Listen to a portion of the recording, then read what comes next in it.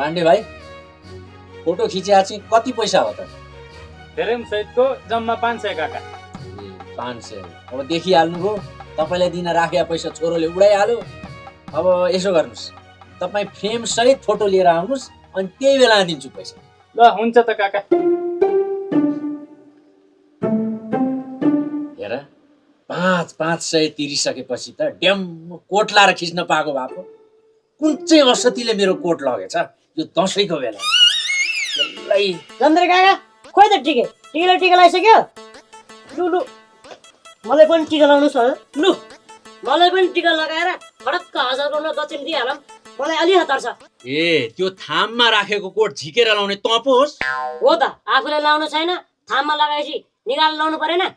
यो कोट खोलिहाल त, खुर्क खोलिहाल। यो कोट तिमीलाई दिएपछि मामाले मेरो छाला तार्दैन? तेरो मामाले छाला तरोस् कि माछा तरोस्, त्यो कोट चाहिँ खुर्क खोल।